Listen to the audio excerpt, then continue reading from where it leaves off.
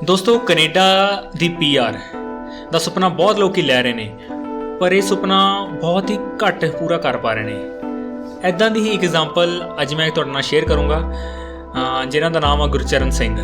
ਗੁਰਚਰਨ ਇੱਕ web developer ਆ ਅਤੇ ਅੱਜ ਉਹ ਮੇਰੇ ਨਾਲ ਆਪਣੀ ਕੈਨੇਡਾ ਪੀਆਰ ਦੀ ਜਰਨੀ ਡਿਸਕਸ ਕਰਨਗੇ ਅਤੇ ਆਪਣਾ ਪੂਰਾ ਪ੍ਰੋਸੈਸ ਸਮਝਾਉਣਗੇ ਕੀ ਰਿਕੁਆਇਰਡ ਡਾਕੂਮੈਂਟਸ ਆ, ਉਹਨਾਂ ਦਾ ਫਾਰਮੈਟ ਅਤੇ ਹੋਰ ਇਨਫੋਰਮੇਸ਼ਨ ਜਿਹੜੇ ਲਈ ਤੁਹਾਨੂੰ ਅਵੇਅਰ ਰਹਿਣਾ ਜ਼ਰੂਰੀ ਆ, ਤਾਂ ਕਿ ਤੁਸੀਂ ਆਪਣਾ ਟਾਈਮ ਅਤੇ ਪੈਸੇ ਬਚਾ ਸਕੋ।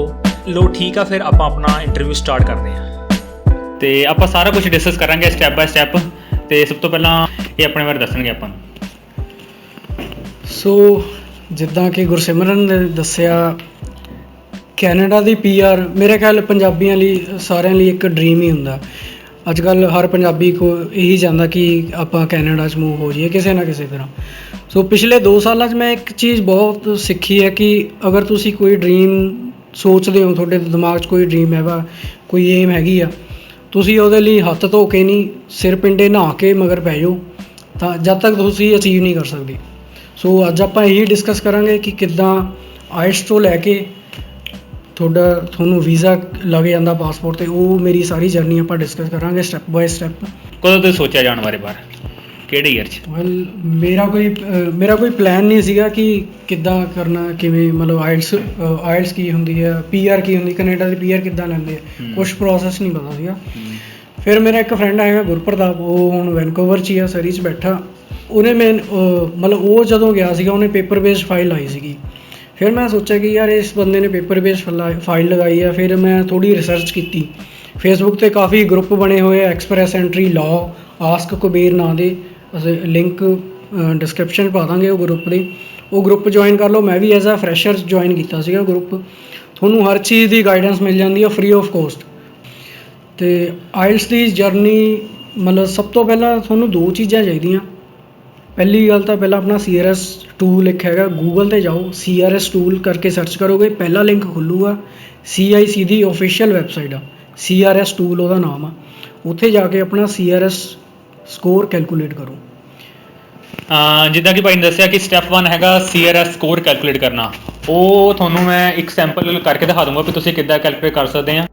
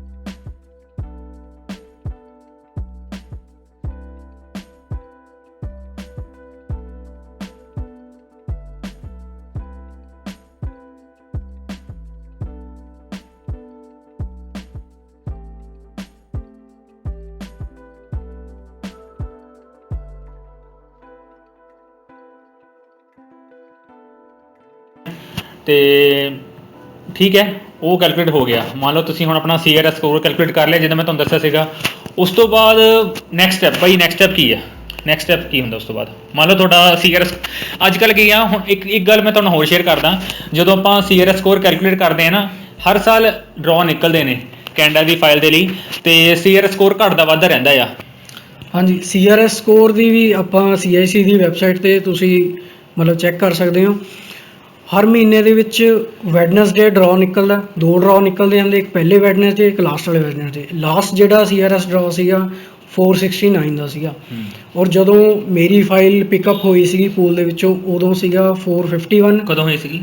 ਇਹ ਸੀਗੀ ਅਪ੍ਰੈਲ ਦੇ ਵਿੱਚ, ਅਪ੍ਰੈਲ 2000 ਅਪ੍ਰੈਲ 2019 ਮੈਨੂੰ ਇਨਵੀਟੇਸ਼ਨ ਆ ਗਿਆ ਸੀ, ITA ਕਹਿੰਦੇ ਉਹਨੂੰ। ਤੇ ਤੁਹਾਡੇ ਸਕੋਰ ਕਿੰਨੇ ਬਣੇ ਸੀ ਉਦੋਂ? ਮੇਰੇ ਸਕੋਰ ਬਣਦੇ ਸੀ 456 456 456 ਤੇ ਠੀਕ ਹੈ। ਫਿਰ IELTS ਤੋਂ 8777 ਚਾਹੀਦੇ ਹੀ ਚਾਹੀਦੇ ਆ, 8777 ਆਈ ਰਿਪੀਟ ਕਿ 8777 ਤੋਂ ਘੱਟ ਬਿਲਕੁਲ ਨਹੀਂ ਆਉਣੇ ਚਾਹੀਦੇ। ਠੀਕ ਹੈ। ਤੇ ਵਰਕ ਐਕਸਪੀਰੀਅੰਸ 3 ਸਾਲ ਤੋਂ ਉੱਪਰ ਹੋਣਾ ਚਾਹੀਦਾ, ਠੀਕ ਬਸ ਮੇਨ ਰਿਕੁਆਇਰਮੈਂਟਸ ਇਹੀ ਹੈ। ਜਿੱਦਾਂ ਕਿ ਮੇਨ ਰਿਕੁਆਇਰਮੈਂਟ ਦੱਸੀਆਂ ਕਿ ਸਭ ਤੋਂ ਪਹਿਲਾਂ ਦਾ CRS ਸਕੋਰ ਆਪਾਂ ਚੈੱਕ ਕਰ ਲਿਆ, ਤੇ ਉਹਦੇ ਵਿੱਚ ਤੁਸੀਂ ਆਪਣੀ ਮਾਸਟਰ ਕੀਤੀ ਹੋਈ ਆ ਜਾਂ ਤੁਸੀਂ PhD ਕੀਤੀ, ਇਹਦੇ ਪੁਆਇੰਟਸ ਵੇਰੀ ਕਰਦੇ ਰਹਿਣਗੇ। ਉਸ ਤੋਂ ਬਾਅਦ ਆਪਾਂ ਗੱਲ ਕਰਾਂਗੇ ਇਵੈਲੂਏਸ਼ਨ ਦੀ।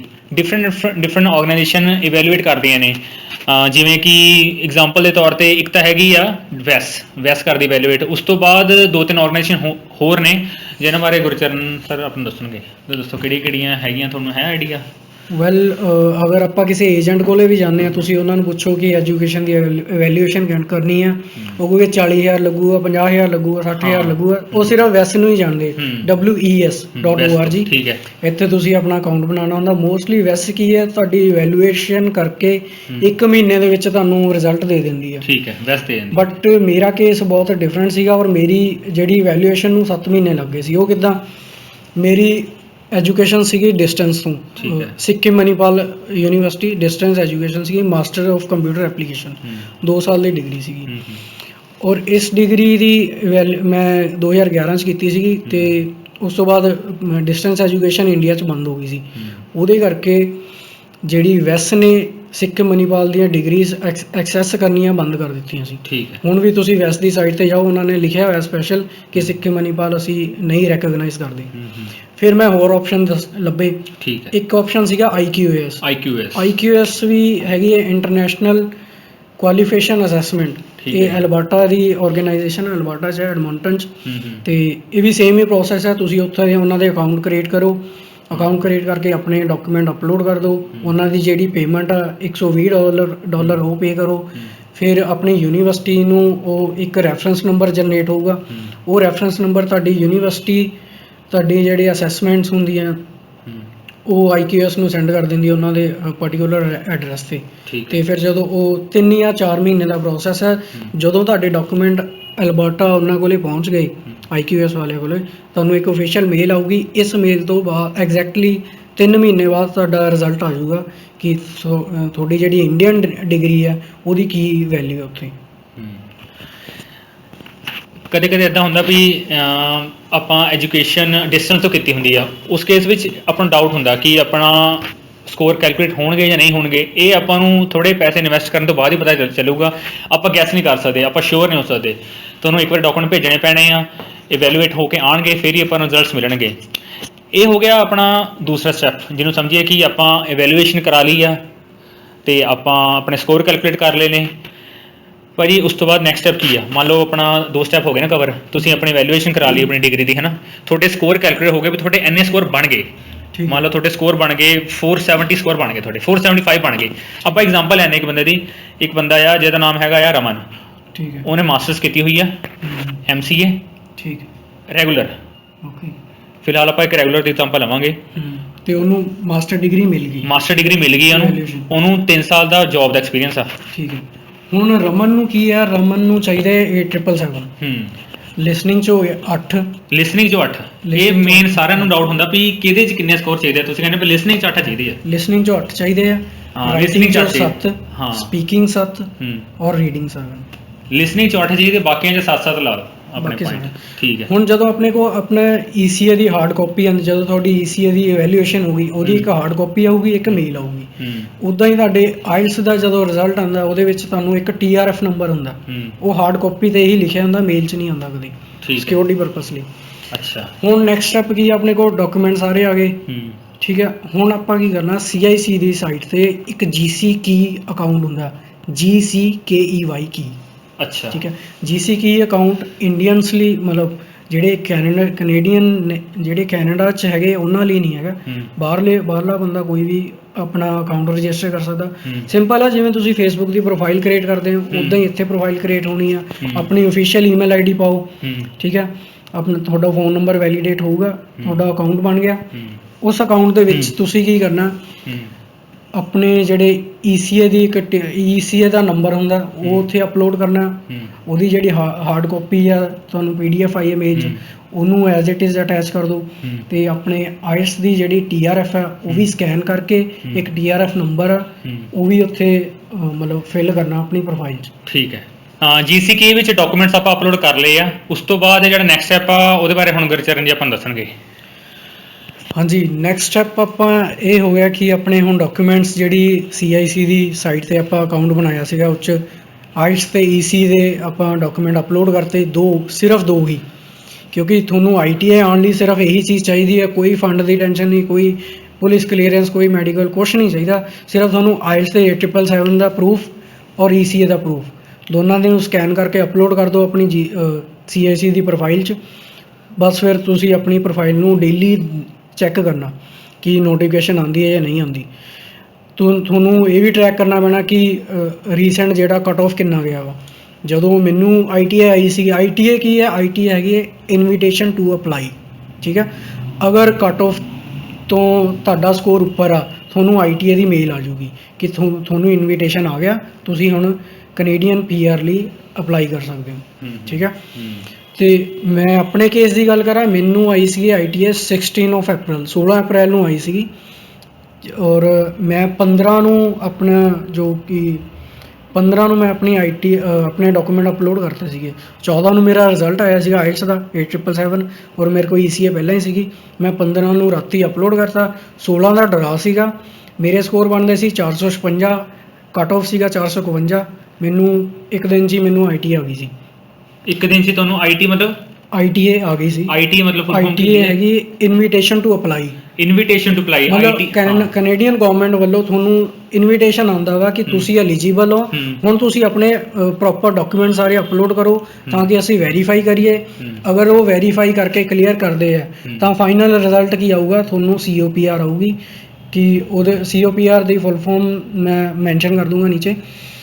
ਫੁੱਲ ਫਾਰਮ ਇਹ ਮਤਲਬ COPR ਦਾ ਮਤਲਬ ਹੁੰਦਾ ਕਿ ਤੁਸੀਂ ਅਪਲਾਈ ਤੁਸੀਂ ਐਲੀਜੀਬਲ ਹੋ ਔਰ ਫਾਈਨਲ ਤੁਹਾਡਾ ਸਟੈਪ ਇਹੀ ਹੈ ਕਿ ਹੁਣ ਤੁਸੀਂ ਆਪਣਾ ਪਾਸਪੋਰਟ ਜਿਹੜਾ ਉਹ ਵੀਜ਼ਾ ਆਫਿਸ ਭੇਜੋ ਤੇ ਉੱਤੇ ਸਟੈਂਪ ਲੱਗ ਜੂਗੀ ਕੈਨੇਡਾ ਵੀਜ਼ਾ ਦੀ। ਠੀਕ ਹੈ। ਆਪਾਂ ਕੀ ਕਹੀਏ ਕਿ ਆਪਣਾ ਇਸ ਵਕਤ ਕਿੰਨਾ % ਕੰਮ ਹੋ ਚੁੱਕਿਆ ਹੈ? ਆਪਾਂ ਇਹ ਕਹਿ ਸਕਦੇ ਹਾਂ ਕਿ ਇਸ ਵਕਤ ਆਪਣਾ 50% ਕੰਮ ਹੋਇਆ ਹਾਲੇ। 50% ਕੰਮ ਹੋ ਗਿਆ ਵੀ ਜਦੋਂ ਆਪਾਂ ਆਪਣੀ ਫਾਈਲ ਭੇਜਤੀ ਕਰੋ। ਜਦੋਂ ਆਪਣੀ ਫਾਈਲ ਮਤਲਬ ਅਪਲੋਡ ਕਰਤੀ, ਆਪਣੀ ਫਾਈਲ ਪੂਲ ਦੇ ਵਿੱਚ ਆ। ਹੁਣ ਆਪਾਂ ਵੇਟ ਕਰਦੇ ਪਏ ਹਾਂ ਕਿ ਕਦੋਂ ਡਰਾ ਆਪਣੇ ਸਕੋਰ ਤੋਂ ਨੀਚੇ ਜਾਊਗਾ ਤਾਂ ਕਿ ਆਪਾਂ ਨੂੰ ITI ਆ ਜਾਵੇ। ਔਰ ਮਤਲਬ ਹਾਲੇ ਤੱਕ ਆਪਣਾ 50% ਕੰਮ ਹੋਇਆ। 50% ਕੰਮ ਹੋਇਆ ਨਾ ਹੁਣ। ਹਾਂਜੀ। ਤੇ ਨੈਕਸਟ ਸਟੈਪ ਕੀ ਹੋਣਗੇ ਆਪਣੇ ਹੁਣ? ਨੈਕਸਟ ਸਟੈਪ ਆਪਾਂ ਵੇਟ ਕਰਨੀ ਹੈ ਕਿ ਕਦੋਂ ITI ਆ ਗਈ। ਮੰਨ ਲਓ ਤੁਹਾਨੂੰ ITI ਆ ਗਈ, ਠੀਕ ਆ। ਆਪਾਂ ਰਮਨ ਮੁੰਡੇ ਦੀ ਗੱਲ ਕੀਤੀ ਸੀ, ਉਹਨੂੰ ITI ਆ ਗਈ, ਇਨਵੀਟੇਸ਼ਨ ਦੀ ਮੇਲ ਆ ਗਈ। ਉਹਦੇ ਵਿੱਚ ਉਹਨਾਂ ਨੇ ਸਾਰਾ ਕੁਝ ਲਿਖਿਆ ਹੋਊਗਾ ਕਿ ਹੁਣ ਤੁਸੀਂ ਕੀ ਡਾਕੂਮੈਂਟ ਅਪਲੋਡ ਕਰਨੇ ਆ। ਸੇਮ ਪ੍ਰੋਫਾਈਲ ਤੁਸੀਂ ਖੋਲ੍ਹਣੀ ਹੈ ਜਿਹੜੀ CIC ਦੀ GCK ਤੇ ਤੁਸੀਂ ਪ੍ਰੋਫਾਈਲ ਬਣਾਈ ਸੀਗੀ। ਉਹੀ ਪ੍ਰੋਫਾਈਲ ਦੇ ਵਿੱਚ ਹੋਰ ਵੀ ਕਾਫੀ ਸੈਕਸ਼ਨ ਹੋਊਗੇ ਜਿਹਦੇ ਵਿੱਚ ਤੁਸੀਂ ਆਪਣੀ ਐਜੂਕੇਸ਼ਨ ਦੇ ਡਾਕੂਮੈਂਟਸ ਅਪਲੋਡ ਕਰਨੇ ਆ ਔਰ ਆਇਲਸ ਦੇ ਸਕੋਰ, POF ਹੁੰਦਾ ਪ੍ਰੂਫ ਆਫ ਫੰਡ। ਅੱਛਾ, ਹੁਣ ਫੰਡ ਦੀ ਆਪਾਂ ਗੱਲ ਕਰੀਏ, ਇਸ ਸਿਨੈਰੀਓ ਵਿੱਚ ਕਿੰਨਾ ਫੰਡ ਆਪਣੇ ਅਕਾਊਂਟ 'ਚ ਹੋਣਾ ਚਾਹੀਦਾ? ਇੱਕ ਮਿਨੀਮਮ ਤੇ ਸਕੋਰ ਦੱਸੋ ਕਿੰਨਾ ਹੋਣਾ ਚਾਹੀਦਾ? ਇੱਕ PO ਮਤਲਬ ਜਿਹੜੇ ਆਪਾਂ ਪਹਿਲਾਂ ਇੱਕ ਡਾਕੂਮੈਂਟ ਦੀ ਲਿਸਟ ਮੈਂ ਤੁਹਾਨੂੰ ਗਿਣਾ ਦਿੰਦਾ। ਹਾਂ ਠੀਕ ਹੈ, ਚਾਹੀਦੇ ਆਪਾਂ ਨੂੰ ਡਾਕੂਮੈਂਟ ਦੀ ਲਿਸਟ ਉਹ ਮੇਰੇ ਕੋਲ ਨੋਟ ਕੀਤੇ ਹੋਏ ਆ। ਇਹ ਸਾਰੀ ਚੀਜ਼ਾਂ ਮੈਂ ਡਿਸਕ੍ਰਿਪਸ਼ਨ ਵਿੱਚ ਵੀ ਮੈਂਸ਼ਨ ਕਰੂੰਗਾ ਕਿ ਕੀ ਤੁਹਾਡੇ ਕੋਲ ਡਾਕੂਮੈਂਟਸ ਹੋਣੇ ਚਾਹੀਦੇ ਨੇ। ਡਾਕੂਮੈਂਟਸ ਹੈਗੇ, ਪਹਿਲਾ ਹੈਗਾ ਪਾਸਪੋਰਟ, ਤੁਹਾਡਾ ਆਫੀਸ਼ੀਅਲ ਇੰਡੀਅਨ ਪਾਸਪੋਰਟ ਹੋਊਗਾ। ਮੈਡੀਕਲ ਰਿਸਿਪਟ, ਜਿਹੜਾ ਮੈਡੀਕਲ ਕਰਾਓਗੇ ਉਹਦੀ ਇੱਕ ਰਿਸਿਪਟ ਮਿਲਦੀ ਆ। IELTS the TRF, ECA the proof, POF proof of fund, work experience, ਜਿਹੜੀ ਵੀ ਕੰਪਨੀ 'ਚ ਤੁਸੀਂ ਕੰਮ ਕੀਤਾ ਉੱਥੋਂ ਐਕਸਪੀਰੀਅੰਸ ਲੈਟਰ, ਡਿਜੀਟਲ ਫੋਟੋ, ਤੁਹਾਡੇ 5 ਸਾਲ ਦੀ ਹਿਸਟਰੀ, ਤੁਸੀਂ ਕੀ ਕੀਤਾ ਸੀ ਉਹ ਤੁਸੀਂ ਟਾਈਪ ਕਰਕੇ ਉੱਤੇ ਸੈਂਡ ਕਰਨਾ, ਮਤਲਬ ਫਿਲ ਕਰਨੀ ਆ। ਉੱਥੇ ਫੀਲਡ ਹੈਗੇ ਆ। ਤੇ ਪੁਲਿਸ ਕਲੀਅਰੈਂਸ ਸਰਟੀਫਿਕੇਟ ਤੇ ਤੁਹਾਡੀਆਂ ਕੰਟੈਕਟ ਡਿਟੇਲਸ, ਤੁਹਾਡਾ phone number, official email ID, ਤੁਹਾਡੇ ਹਾਈਟ ਕਿੰਨੀ ਹੈ, weight ਕਿੰਨਾ ਵਾ, ਆਈ ਕਲਰ ਕੀ ਹੈ। ਮਤਲਬ ਇਹ ਹੋ ਗਿਆ ਆਪਾਂ ਡਾਕੂਮੈਂਟਸ ਦੀ ਲਿਸਟ। ਇਹ ਹੋ ਗਈ ਡਾਕੂਮੈਂਟ ਦੀ ਲਿਸਟ, ਇਹ ਰਿਕੁਆਇਰਮੈਂਟ ਆ।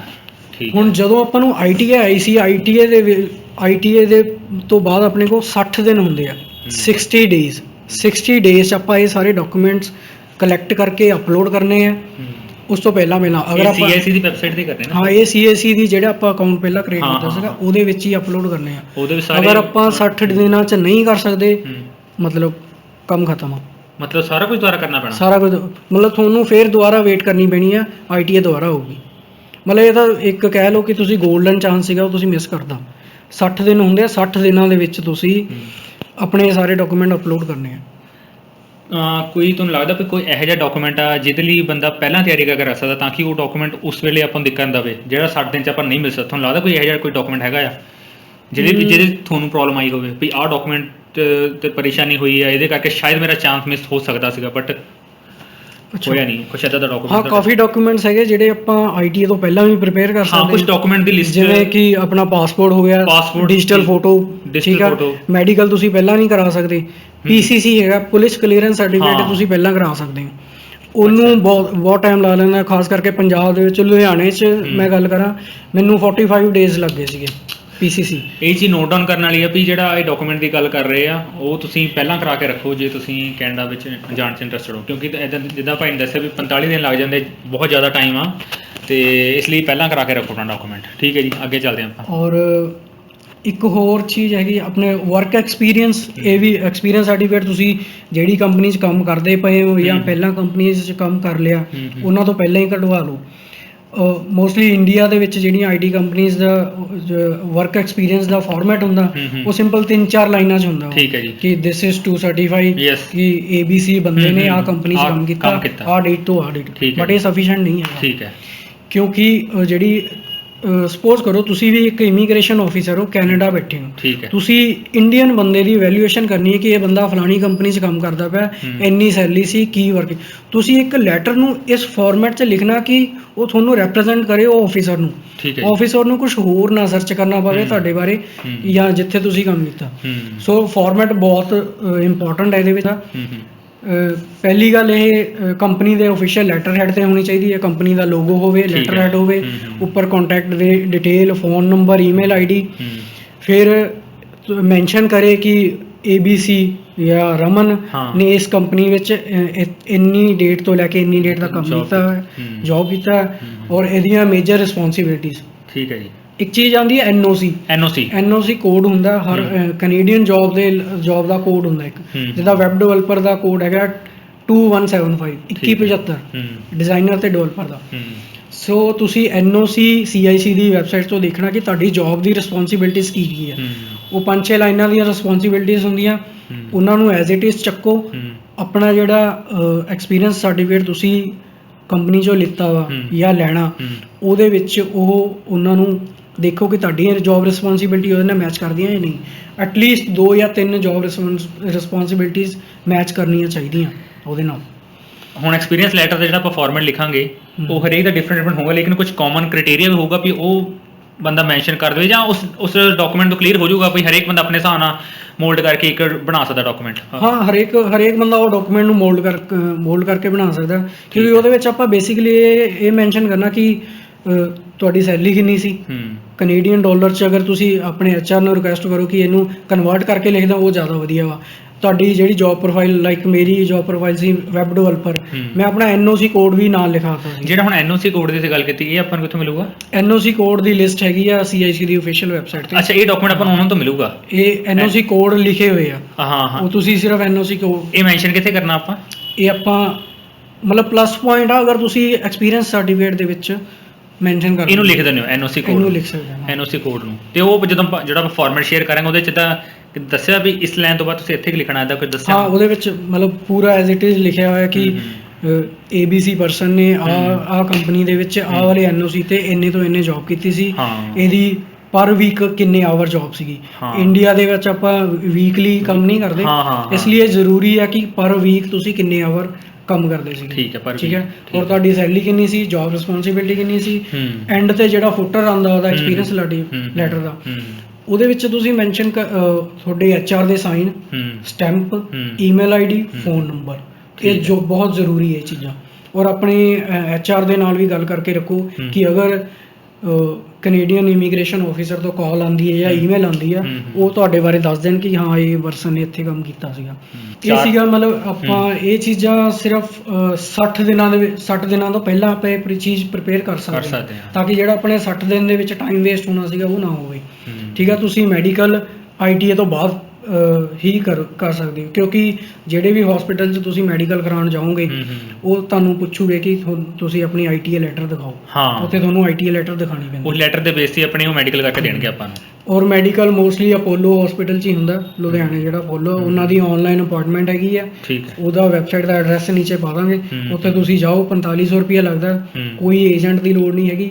ਆਪਣੀ ਅਪਾਇੰਟਮੈਂਟ ਫਿਕਸ ਕਰੋ, 4 ਜਾਂ 5 ਘੰਟੇ ਦਾ ਪੂਰਾ ਮੈਡੀਕਲ ਹੁੰਦਾ, ਪੂਰਾ ਬੋਡੀ ਦਾ ਮੈਡੀਕਲ ਹੋਊਗਾ, ਜੋ ਮਰਜ਼ੀ ਖਾ ਕੇ ਜਾ ਸਕਦੇ ਹੋ, ਤੁਹਾਨੂੰ ਕੋਈ ਇੱਦਾਂ ਦਾ ਇਸ਼ੂ ਨਹੀਂ ਹੈ। ਠੀਕ ਹੈ, ਠੀਕ ਹੈ ਜੀ। ਮੈਡੀਕਲ ਹੋ ਗਿਆ ਆਪਣਾ ਕਾਫੀ। ਨੈਕਸਟ ਸਟੈਪ ਆਪਣਾ ਆ ਗਿਆ, ਹੁਣ ITA ਆਪਣੇ ਕੋਲ ਆਈ ਹੋਈ ਆ, ਆਪਣੇ ਕੋਲ ਹੌਲੀ ਹੌਲੀ ਡਾਕੂਮੈਂਟ ਇਕੱਠੇ ਕਰਦੇ ਪਏ। ਸਭ ਤੋਂ ਮੇਨ ਜਿਹੜਾ ਇੱਕ ਡਾਕੂਮੈਂਟ ਆ ਜਾਂਦਾ POF, proof of fund. Proof of fund ਦੇ ਵਿੱਚ ਕਾਫੀ ਕੌਨਫਲਿਕਟਸ ਆ ਜਾਂਦੇ ਆ, ਜਿਵੇਂ ਕਿ ਤੁਸੀਂ ਆਪਾਂ ਕੇਸ ਲੈ ਲੈਂਦੇ ਹਾਂ, ਜਿੱਦਾਂ ਰਮਨ ਦੇ ਕੋਲੇ 2 ਲੱਖ ਰੁਪਇਆ ਉਹਦੇ ਅਕਾਊਂਟ 'ਚ ਹੈਗਾ, 3 ਲੱਖ ਉਹਨੇ ਆਪਣੇ ਫਾਦਰ ਤੋਂ ਲੈਣਾ ਜਾਂ ਬਾਕੀ ਅਮਾਊਂਟ ਆਪਣੇ ਫਾਦਰ ਤੋਂ ਲੈਣਾ। ਠੀਕ ਹੈ ਜੀ। ਇੱਦਾਂ ਮਤਲਬ ਕਾਫੀ ਨਾ ਉਹ ਕਨਫਿਊਜ਼ਿੰਗ ਹੋ ਜਾਂਦਾ ਪ੍ਰੋਸੈਸ। ਇੱਕ ਕਿੰਨੀ ਮਿਨੀਮਮ ਅਮਾਊਂਟ ਚਾਹੀਦੀ ਹੈ? ਮਿਨੀਮਮ ਅਮਾਊਂਟ ਵੀ ਜਿਹੜਾ 12,669 12669 669 ਡਾਲਰਸ, ਇਹ ਕੈਨੇਡੀਅਨ ਵੈਬਸਾਈਟ ਤੇ ਮੈਂਸ਼ਨ ਕੀਤਾ ਹੈ। ਅਗਰ ਤੁਸੀਂ ਸਿੰਗਲ ਐਪਲੀਕੈਂਟ ਹੋ, ਠੀਕ ਹੈ। ਅਗਰ ਤੁਸੀਂ ਦੋ ਜਣੇ ਹੋ ਤਾਂ ਇਸ ਤੋਂ ਵੱਧ ਆ, ਉਹ ਤੁਹਾਨੂੰ ਲਿੰਕ ਪਾ ਦਾਂਗੇ। CIC ਦੀ ਵੈਬਸਾਈਟ ਤੇ ਸਾਰਾ ਆਫੀਸ਼ੀਅਲ ਡੇਟਾ ਪਿਆ ਹੋਇਆ, ਤੁਸੀਂ ਕੁਝ ਵੀ ਸਰਚ ਕਰਨਾ।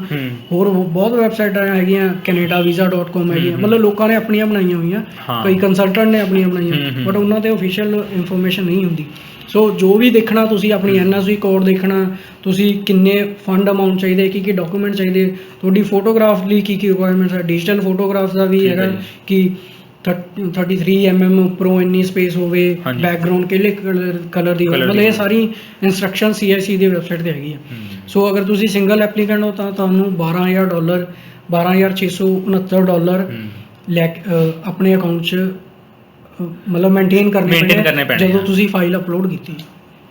ਅਗਰ ਤੁਹਾਡੇ ਅਕਾਊਂਟ ਦੇ ਵਿੱਚ ਪਹਿਲਾਂ ਤੋਂ ਹੀ ਹੈਗੇ ਆ, ਮੰਨ ਲਓ ਰਮਨ ਦੇ ਅਕਾਊਂਟ 'ਚ ਇੰਡੀਅਨ 7 ਲੱਖ ਰੁਪਇਆ ਪਿਛਲੇ 6 ਮਹੀਨੇ ਦਾ ਪਿਆ, ਤਾਂ ਤੁਹਾਨੂੰ ਸਿਰਫ ਇੱਕ ਬੈਂਕ ਤੋਂ ਇੱਕ bank letter, official bank letter print ਉਹਨਾਂ ਦੇ ਲੈਟਰ ਹੈਡ ਤੋਂ ਕਢਵਾ ਲਓ ਕਿ ਰਮਨ ਦੇ ਅਕਾਊਂਟ ਦੇ ਵਿੱਚ 6 ਜਾਂ 7 ਲੱਖ ਰੁਪਇਆ ਇੰਨੀ ਡੇਟ ਤੋਂ ਇੰਨੀ ਡੇਟ ਤੱਕ ਪਿਆ ਹੋਇਆ, ਔਰ ਇਹ ਆਪਣਾ ਯੂਜ਼ ਕਰ ਸਕਦਾ।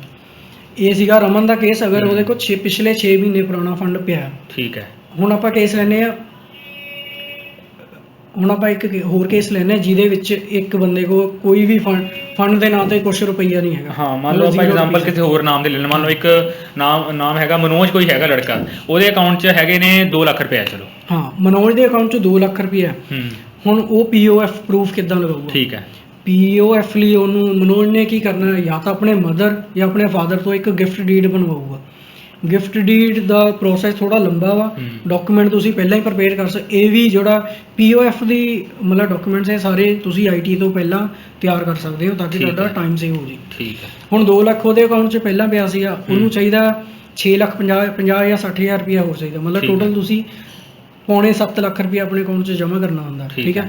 2 ਲੱਖ ਪਹਿਲਾਂ ਪਿਆ ਸੀ, ਉਹਨੇ ਆਪਣੇ ਫਾਦਰ ਦੇ ਅਕਾਊਂਟ 'ਚੋਂ ਇੱਕ ਚੈੱਕ ਬਣਵਾਉਣਾ, ਉਹ ਆਪਣੇ ਅਕਾਊਂਟ 'ਚ ਲਗਾਊਗਾ। ਨੋਟ ਕਰ ਲਓ ਕਿ ਅਗਰ ਜਦੋਂ ਉਹ ਆਪਣੇ ਫਾਦਰ ਦੇ ਅਕਾਊਂਟ 'ਚ ਆਪਣੇ ਅਕਾਊਂਟ 'ਚ ਚੈੱਕ ਲਗਾਉਂਦਾ, ਉਹ ਚੈੱਕ ਨੂੰ ਪਹਿਲਾਂ ਸਕੈਨ ਕਰਕੇ ਰੱਖ ਲਓ। ਇਹ ਨਾ ਹੋਵੇ ਤੁਸੀਂ ਚੈੱਕ ਲਗਾਇਆ ਬੈਂਕ 'ਚ, ਤੁਹਾਡੇ ਕੋਲ ਕੋਈ ਪ੍ਰੂਫ ਹੀ ਨਹੀਂ ਰਿਹਾ, ਕਿਉਂਕਿ ਉਹ ਵਾਲਾ ਚੈੱਕ ਆਪਾਂ ਸਕੈਨ ਕਰਕੇ CIC ਆਪਣੇ ਇਹ ਡਾਕੂਮੈਂਟ ਨਾਲ ਅਪਲੋਡ ਕਰਨਾ। ਜਦੋਂ ਤੁਸੀਂ proof of fund as a gift deed ਲਗਾਉਂਦੇ ਹੋ, ਤੁਹਾਨੂੰ 2 ਐਫੀਡੇਵਿਟ ਬਣਦੇ ਆ।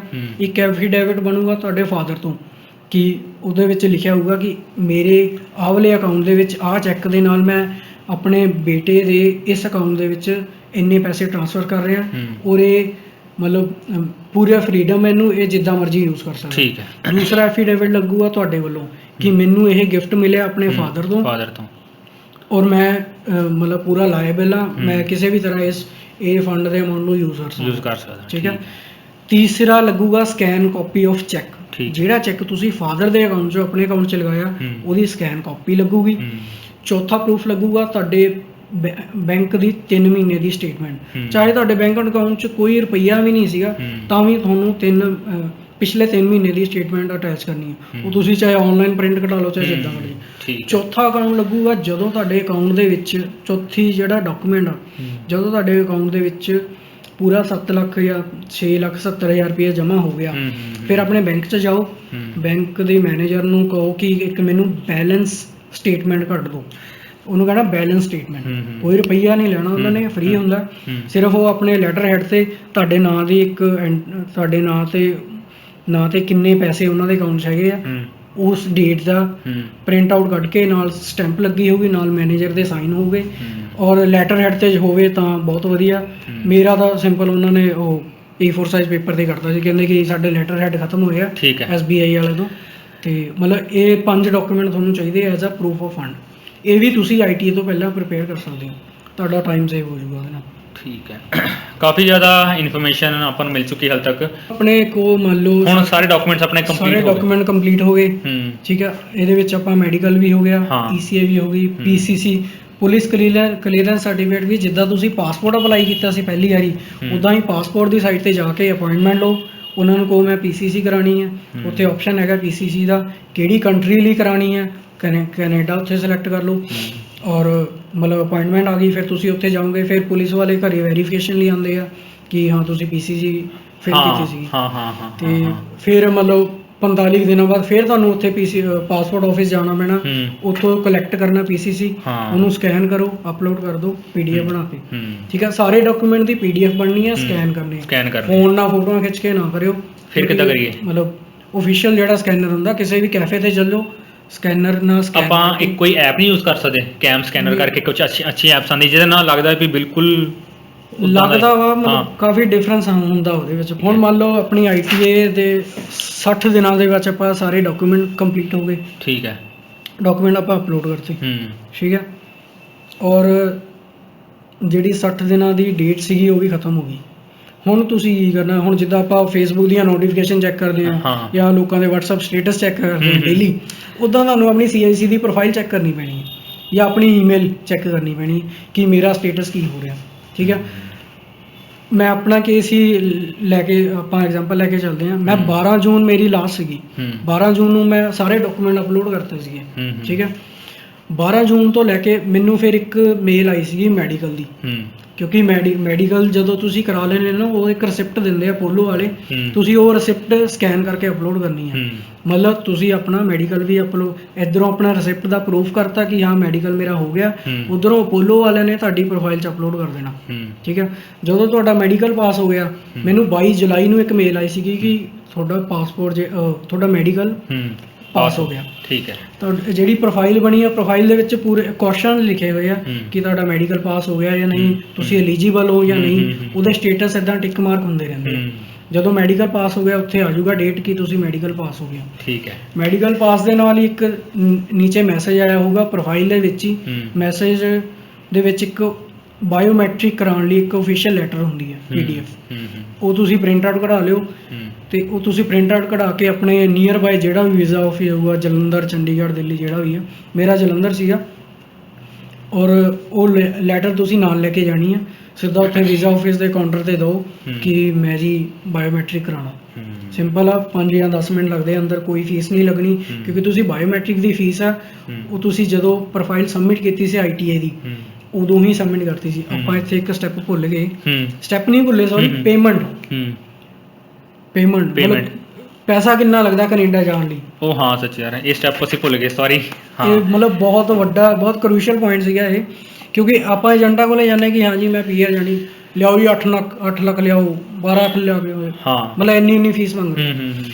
ਓਫੀਸ਼ੀਅਲ ਜਿਹੜੀ ਫੀਸ ਹੈਗੀ ਉਹ ਹੈਗੀ $1150 ਐਮਬੈਸੀ ਦੀ ਫੀਸ। $1150 ਉਹਨੂੰ ਕਨਵਰਟ ਕਰ ਲਓ ਤਾਂ $55,000 ਰੁਪਇਆ ਬਣਦਾ ਇੰਡੀਆ ਦਾ। ਠੀਕ ਹੈ। ਠੀਕ ਹੈ। $80 ਲੈਂਦੇ ਉਹ ਬਾਇਓਮੈਟ੍ਰਿਕ ਦੇ। ਇਹ ਤੁਸੀਂ $1210 ਬਣੇ ਸੀਗੇ ਮੇਰੇ।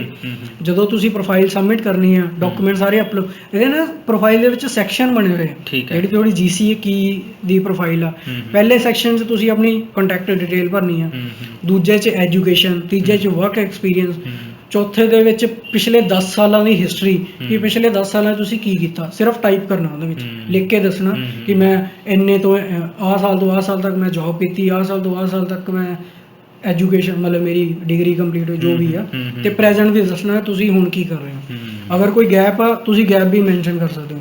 ਮੰਨ ਲਓ ਤੁਸੀਂ ਕੋਈ ਜੌਬ ਸਵਿਚ ਕੀਤੀ 6 ਮਹੀਨੇ ਦਾ ਗੈਪ ਸੀ, ਮੈਂਸ਼ਨ ਕਰ ਦਿਓ। ਮਤਲਬ ਇਹ ਕੁਛ ਇੱਦਾਂ ਨਾ ਹੋਵੇ ਕਿ ਤੁਸੀਂ ਕੁਛ ਹਾਈਡ ਕਰਦੇ ਪਏ ਹੋ। ਠੀਕ ਆ। ਠੀਕ ਹੈ। ਔਰ ਜਦੋਂ ਹੁਣ ਆਪਾਂ ਪੇਮੈਂਟ ਕਰਤੀ, ਉਹ ਗਿਆ ਮਤਲਬ $1210 ਬਣਦੀ ਹੈ ਫੀਸ ਇਹਦੀ, ਓਫੀਸ਼ੀਅਲ ਐਮਬੈਸੀ ਦੀ ਫੀਸ ਆ। ਠੀਕ ਹੈ। ਉਹ ਤੁਸੀਂ ਬਾਇਓਮੈਟ੍ਰਿਕ ਦੇ ਨਾਲ ਕਰਕੇ ਆਪਾਂ ਜਦੋਂ ਪ੍ਰੋਫਾਈਲ ਸਬਮਿਟ ਕਰਤੀ, ਫਿਰ ਆਪਣਾ ਮੈਡੀਕਲ ਵੀ ਪਾਸ ਹੋ ਗਿਆ, ਫਿਰ ਆਪਣੇ ਬਾਇਓਮੈਟ੍ਰਿਕ ਫ੍ਰੀ ਹੋਊਗਾ ਕਿਉਂਕਿ ਆਪਾਂ ਪੇਮੈਂਟ ਪਹਿਲਾਂ ਹੀ ਕਰਤੀ ਸੀ। ਵੀਜ਼ਾ ਆਫਿਸ ਜਾ ਕੇ ਬਾਇਓਮੈਟ੍ਰਿਕ ਕਰਾਤੇ, ਉਹ ਤੁਹਾਡੇ 10 ਫਿੰਗਰਸ ਇੱਦਾਂ ਹੱਥ ਖੜੇ ਕਰਕੇ ਇਹਦੀ ਬਾਇਓਮੈਟ੍ਰਿਕ ਲੈਂਦੇ ਆ ਸਕੈਨ ਕਰਕੇ, ਔਰ ਤੁਹਾਡੇ ਆਈ ਸਾਈਡ ਦੀ ਫੋਟੋ ਕਲਿੱਕ ਕਰਦੇ ਆ। ਜਿੱਦਾਂ ਕਿ ਆਪਾਂ ਵੀਜ਼ਾ ਆਫਿਸ ਜਾ ਕੇ ਆਪਾਂ ਆਪਣੀ ਬਾਇਓਮੈਟ੍ਰਿਕ ਸਬਮਿਟ ਕਰਤੀ ਹੈ, ਤੇ ਉਸ ਤੋਂ ਬਾਅਦ ਜਿਹੜਾ ਨੈਕਸਟ ਸਟੈਪ ਆ ਉਹਦੇ ਬਾਰੇ ਹੁਣ ਗੁਰਚਰਨ ਭਾਈ ਆਪਾਂ ਦੱਸਣਗੇ। ਸੋ ਤੁਹਾਡੇ ਬਾਇਓਮੈਟ੍ਰਿਕ ਸਬਮਿਟ ਹੋ ਗਏ, ਮੈਡੀਕਲ ਦਾ ਸਟੇਟਸ ਤੁਹਾਡੀ ਪ੍ਰੋਫਾਈਲ 'ਚ ਸ਼ੋ ਹੋ ਗਿਆ ਸੀਗਾ ਕਿ ਪਾਸ ਹੋ ਗਿਆ, ਬਾਇਓਮੈਟ੍ਰਿਕ ਵੀ ਆਪਾਂ ਸਬਮਿਟ ਕਰਾ ਗਏ। ਠੀਕ ਹੈ। ਇਸ ਤੋਂ ਬਾਅਦ ਆਉਂਦਾ ਕਿ ਮਤਲਬ ਸਭ ਤੋਂ ਔਖਾ ਟਾਈਮ ਆਉਂਦਾ ਪੇਸ਼ੈਂਸ ਲੈਵਲ।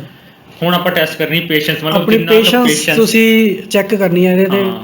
ਮੈਂ ਕਹਿੰਦਾ ਕਿ ਇਹ ਵਾਲੀ ਜਰਨੀ ਨੇ ਮੇਰਾ ਪੇਸ਼ੈਂਸ ਲੈਵਲ ਬਹੁਤ ਇਨਕਰੀਜ਼ ਕਰਤਾ। ਕਿਉਂਕਿ ਜਦੋਂ ਤੁਸੀਂ ਆਪਣੀ ਪ੍ਰੋਫਾਈਲ ਨੂੰ ਲੋਕਾਂ ਨਾਲ ਕੰਪੇਅਰ ਕਰੋਗੇ, ਇੱਥੇ ਇੱਕ ਵੈਬਸਾਈਟ ਵੀ ਹੈਗੀ ਇਮੀ ਟਰੈਕਰ ਕੀ ਹੈ, ਲੋਕੀ ਆਪਣੀ ਟਾਈਮਲਾਈਨ ਪਾ ਦਿੰਦੇ ਕਿ ਮੈਂ 12 ਜੂਨ ਨੂੰ ਆਪਣੀ ਫਾਈਲ ਸਬਮਿਟ ਕੀਤੀ ਸੀ। ਇਹ ਕੇਸ 'ਚ 12 ਜੂਨ ਨੂੰ ਮੈਂ ਫਾਈਲ ਸਬਮਿਟ ਕੀਤੀ, ਉਸ ਤੋਂ ਐਗਜ਼ੈਕਟ ਤੁਹਾਡੀ ਇੱਕ ਟਾਈਮਲਾਈਨ ਸ਼ੁਰੂ ਹੋ ਜਾਂਦੀ। ਉਹ ਪ੍ਰੋਫਾਈਲ ਦੇ ਵਿੱਚ ਨਾ ਤੁਹਾਨੂੰ ਮੈਂ ਹੁਣੇ ਦਿਖਾਵਾਂਗਾ ਕਿ ਇੱਕ ਸਕਰੀਨਸ਼ਾਟ ਦੇ ਵਿੱਚ ਮਹੀਨੇ ਮਤਲਬ ਮੰਥ ਸ਼ੁਰੂ ਹੋ ਜਾਂਦੇ ਆ ਕਿ ਤੁਹਾਡੀ 12 ਜੂਨ ਤੋਂ ਲੈ ਕੇ 12 ਦਸੰਬਰ ਤੱਕ ਤੁਹਾਡੇ ਮਤਲਬ 6 ਮਹੀਨੇ ਲੱਗਦੇ। 6 ਮਹੀਨੇ ਦੇ ਵਿੱਚ ਕਦੇ ਵੀ ਆ ਸਕਦੀ ਹੈ। ਕਿਸੇ ਦੀ PR ਦੀ ਮੇਲ 1 ਮਹੀਨੇ 'ਚ ਆ ਜਾਂਦੀ, ਕਿਸੇ ਦੀ 2 3 4 5 8 'ਚ ਵੀ ਆਉਂਦੀ ਆ। ਸੋ ਪੇਸ਼ੈਂਸ ਲੈਵਲ ਇੱਥੇ ਟੈਸਟ ਹੁੰਦਾ ਤੁਹਾਡਾ। ਮੇਰੀ ਜਿਹੜੀ PR ਦੀ ਮੇਲ ਆਈ ਸੀਗੀ 3 ਦਸੰਬਰ ਨੂੰ ਆਈ ਸੀਗੀ, ਮਤਲਬ 5 ਮਹੀਨੇ 21 ਜਾਂ 22 ਦਿਨਾਂ 'ਚ ਆ ਗਈ ਸੀਗੀ। 5 ਮਹੀਨੇ 21 ਜਾਂ 22 ਦਿਨਾਂ 'ਚ। ਔਰ ਇਹ ਜਿਹੜਾ ਪੀਰੀਅਡ ਸੀਗਾ ਤੁਹਾਡੇ ਬਾਇਓਮੈਟ੍ਰਿਕ ਤੋਂ ਬਾਅਦ, ਤੁਸੀਂ ਸਿਰਫ ਹੋਰ ਕੁਝ ਨਹੀਂ ਕਰਨਾ, ਸਿਰਫ PR ਦੀ ਮੇਲ ਦੀ ਵੇਟ ਕਰਨੀ। ਠੀਕ ਹੈ।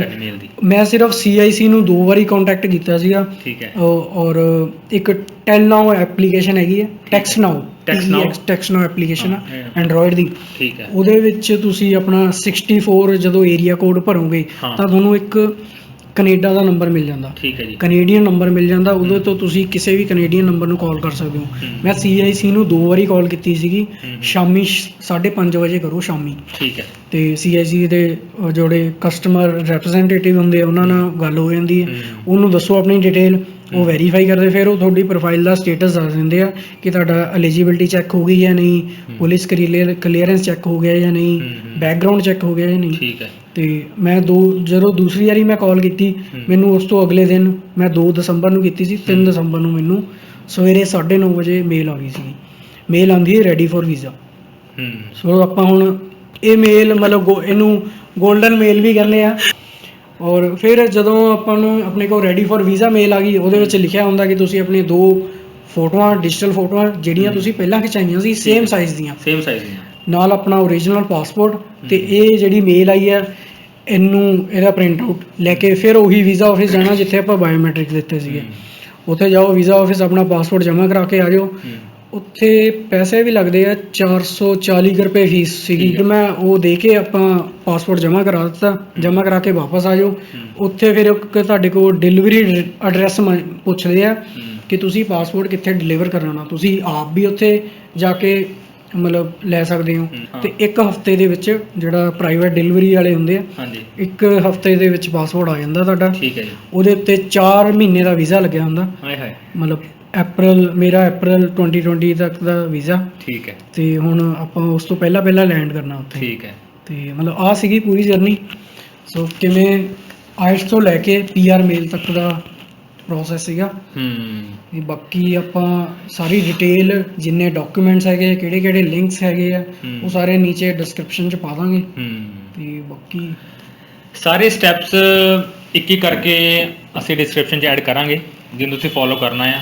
ਮੰਨ ਲਓ ਤੁਸੀਂ ਇੱਕ ਸਟੈਪ ਕਰ ਲਿਆ, ਫਿਰ ਨੈਕਸਟ ਸਟੈਪ, ਫਿਰ ਨੈਕਸਟ ਸਟੈਪ। ਮੈਂ ਇੱਕ ਇਹਦੀ ਗੂਗਲ ਡਾਕਸ ਦੀ ਫਾਈਲ ਸ਼ੇਅਰ ਕਰ ਲੂੰਗਾ, ਜਿਹਨੂੰ ਤੁਸੀਂ ਫੋਲੋ ਕਰ ਸਕਦੇ ਹੋ ਐਜ਼ ਅ ਰੋਡ ਮੈਪ, ਜਿਹਨੂੰ ਫੋਲੋ ਕਰਕੇ ਤੁਸੀਂ ਨੈਕਸਟ ਸਟੈਪ 'ਤੇ ਜਾ ਸਕਦੇ ਹੋ। ਅਤੇ ਜੇ ਕੋਈ ਪ੍ਰੋਬਲਮ ਆਉਂਦੀ ਹੈ ਤੁਸੀਂ ਵੀਡੀਓ ਦੇ ਨੀਚੇ ਕਮੈਂਟ ਕਰ ਦਿਓ, ਅਤੇ ਫਿਰ ਮੈਂ ਗੁਰਚਰਨ ਭਾਈ ਨੂੰ ਪੁੱਛ ਕੇ ਤੁਹਾਨੂੰ ਦੱਸ ਦੂੰਗਾ ਵੀ ਕੀ ਇਹਦਾ ਹੱਲ ਹੈਗਾ। ਠੀਕ ਹੈ ਜੀ, ਜਿੱਦਾਂ ਆਪਾਂ ਡਿਸਕਸ ਕੀਤਾ ਕਿ ਜਿੱਦਾਂ ਗੁਰਚਰਨ ਭਾਈ ਨੇ ਆਪਣੀ ਸਾਰੀ ਜਰਨੀ ਦੱਸੀ ਆਪਣੀ ਆਇਲਸ ਦੀ, ਕਿੱਥੋਂ ਸਟਾਰਟ ਕੀਤਾ ਅਤੇ ਕਿੱਦਾਂ ਉਹਨੂੰ ਕੈਨੇਡਾ ਦੀ PR ਮਿਲੀ। ਹੁਣ ਇਹਦੇ 'ਚ ਇੱਕ ਮੇਜਰ ਸਟੈਪ ਸੀਗਾ ਆਇਲਸ ਦੇ ਸਕੋਰ ਕਿੱਦਾਂ ਤੁਸੀਂ 8777 ਲੈਣੇ ਆ। ਉਹਦੇ ਰਿਗਾਰਡਿੰਗ ਇੱਕ ਹੋਰ ਵੀਡੀਓ ਬਣਾਉਂਗਾ, ਜਿਹਦੇ 'ਚ ਗੁਰਚਰਨ ਭਾਈ ਤੁਹਾਨੂੰ ਦੱਸਣਗੇ ਵੀ ਕਿੱਦਾਂ ਇਹਨਾਂ ਨੇ ਫੋਲੋ ਕੀਤਾ, ਕਿੱਦਾਂ ਦੀ ਪ੍ਰੈਕਟਿਸ ਕੀਤੀ ਇਹਨਾਂ ਨੇ ਬੇਸਿਕਲੀ, ਅਤੇ ਕਿੱਦਾਂ ਦੀ ਪ੍ਰੈਕਟਿਸ ਕਰਨ ਤੋਂ ਬਾਅਦ ਕੀ ਚੀਜ਼ਾਂ ਨੂੰ ਧਿਆਨ ਰੱਖਿਆ, ਉਹ ਆਪਾਂ ਨੈਕਸਟ ਵੀਡੀਓ ਡਿਸਕਸ ਕਰਾਂਗੇ। ਅਤੇ ਇਹ ਸੀਗਾ ਅੱਜ ਦਾ ਇੰਟਰਵਿਊ ਮੇਰਾ ਗੁਰਚਰਨ ਭਾਈ ਨਾਲ। ਅਤੇ ਠੀਕ ਹੈ ਜੀ, ਮਿਲਦੇ ਹਾਂ ਨੈਕਸਟ ਵੀਡੀਓ ਵਿੱਚ। Thank you so much. ਸਤਿ ਸ਼੍ਰੀ ਅਕਾਲ। ਸਤਿ ਸ਼੍ਰੀ ਅਕਾਲ।